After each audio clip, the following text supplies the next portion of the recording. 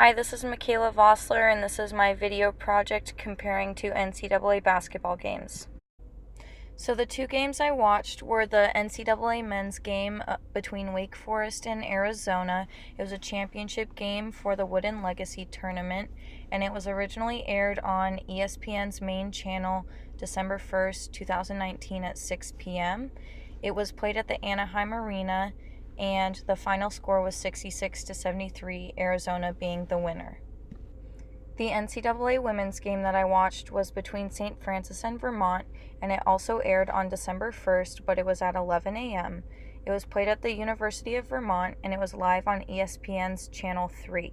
The final score was 73-69, and St. Francis took the win. So the two games had a few similarities, including both having a title on the screen that labeled the game either NCAA M or W for men's or women's, which I was personally surprised by because traditionally they don't add the men's onto the title of their sporting event. However, they did for this game. And then there were also two male announcers for each game that provided play-by-play commentary. However, it was a lot more in-depth for the men's game, which I'll touch on later in the differences.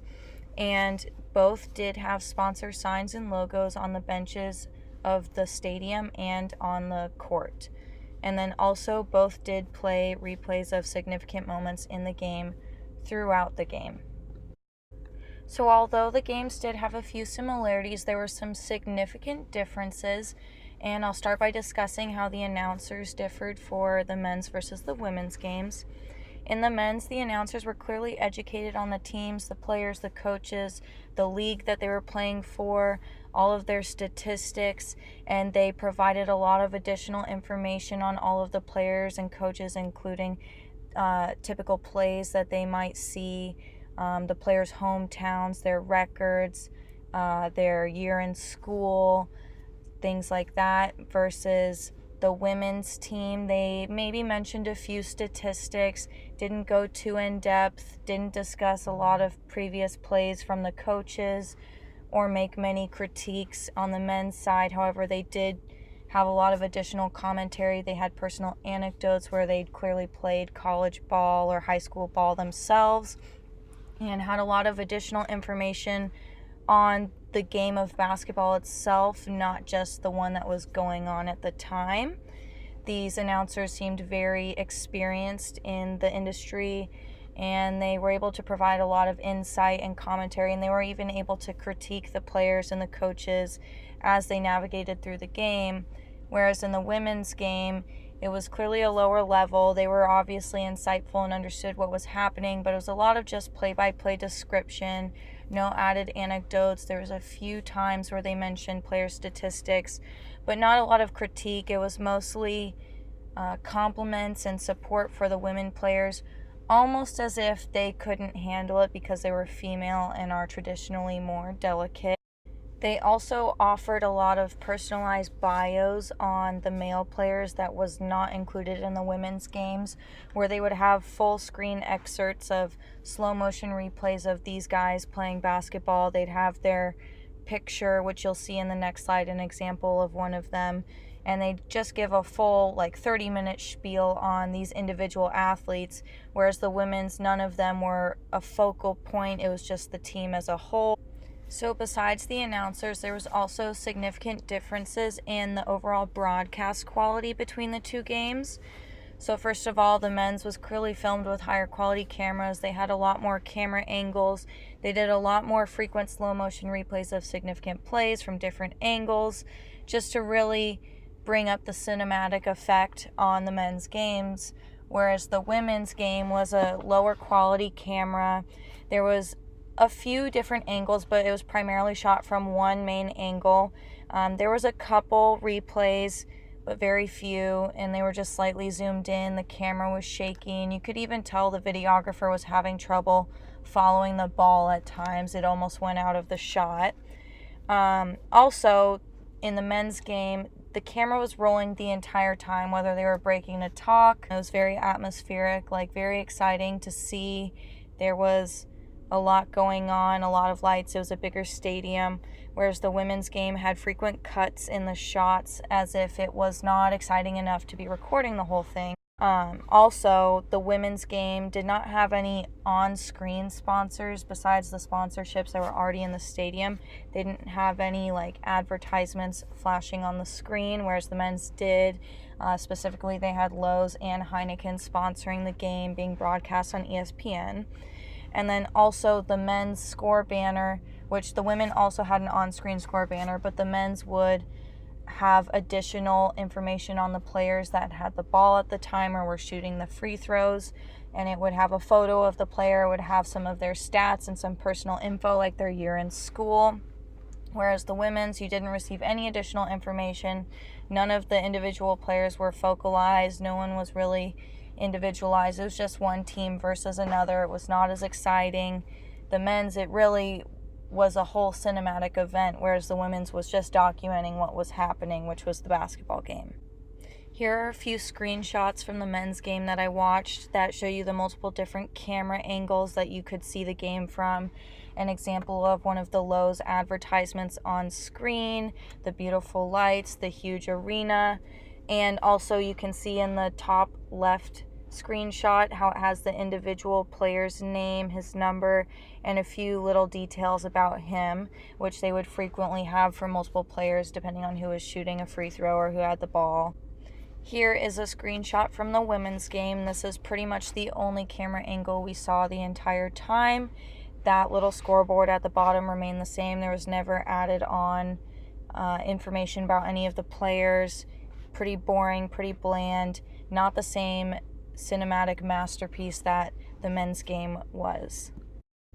So after comparing and contrasting the two games I watched, I'm going to dive into the 3 topics that we learned about in our reading that I thought applied most to this situation. So the first would be sportainment, which is defined as the equivalent of a TV movie that purports to be based on a true story but actually provides fictionalized history. In other words, television constructs sports and viewer experiences, but the process occurs so smoothly that most television viewers believe they experience sports in a true and natural form. So the biggest takeaway from sportainment and how I applied it to these 2 different games was how the men's game was a very boistered up cinematic masterpiece with lights and added on-screen effects and a lot of people in the crowd and very animated commentators who added personal anecdotes, added insight as previous players as well. And overall, it was just one big piece of entertainment for the viewer who felt like they might be at the game from watching this, and they're excited and they're engaged the entire time. Whereas the women's game was very bland. It was mainly shot from one camera angle. There was no fun effects, no on-screen descriptions of the players, including their photos. The commentators did a good job of documenting the game, so someone who's really into basketball and is just listening for the pure aspect of the game, they're going to get what they want, but maybe someone who's flipping channels, they're not going to be drawn into this game. And it's very interesting as well because the women's game actually went into double overtime, and the team that won came up from they were down by over 10 points at one point in the game, and they overcame that and won in the double overtime with a closer score margin than the men's game. So thinking about those facts, technically the women's game was more exciting. However, visually and for someone just flipping channels on the TV, the men's game is going to draw in more viewers, it's going to gain more support, and it is featured on the ESPN's main channel, whereas the women's game is on the 3rd channel. And that brings me to another point. When I was looking for games to watch, I did find that most of the men's games were free and available to anyone to watch, to replay old games or to watch live streams, but a lot of the women's games required an ESPN membership, which costs about $5 a month, but it makes it more inaccessible. It makes people less inclined to watch the women's games over the men's games. So that's another part of the sportainment that plays into this gender inequality in the men's versus women's sports. So, my question for you after discussing how sportainment applied to this situation is, even though the women's game I viewed sounds more entertaining, it still received far less and a lower quality coverage than the men's game. How can sportainment be applied to this situation positively to encourage equality in the media for men's and women's sports?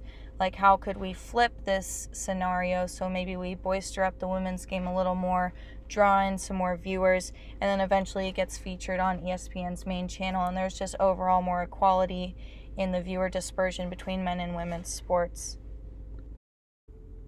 Another main topic we discussed in class was the orthodox gender ideology, which Coakley defines as the interrelated ideas and beliefs that are widely used to define masculinity and femininity, identify people as male or female, evaluate forms of sexual expression, and organize social relationships. The dominant gender ideology used in many societies is organized around three ideas and beliefs.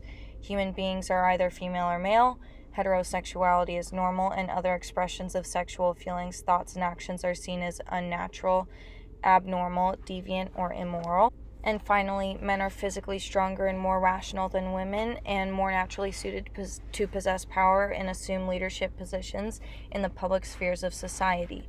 So I applied this orthodox gender ideology to the two games that I watched in a couple different manners. First and foremost being that the men's game was obviously hyped up a lot more than the women's game. But then also when the announcers were criticizing the men's players and making critiques on the coaches and the plays they were having them perform, and specifically one of the team's defense, overall I found that they had no problem criticizing the male team in the sense that men are strong and they can take this criticism and they're going to use that and become a better athlete out of it. However, the commentators on the women's side, they really made no criticism at all, no critique of the sport or their strategy or anything like that. Girls would miss shots, they would make mistakes, and they would just be like, oh, that's a bummer, we've seen a few of those. However, these women are playing so great, and that's awesome that they're supporting them. However, I did find that they were coddling the female players almost with this gender ideology sense, because women are more delicate and more feminine, and they just can't handle the criticism like the men can. So with that being said, my question to you is, how might the differences in the coverage of these two games cause long-term negative effects on the female players' moral and drive, as well as other women witnessing the inequalities?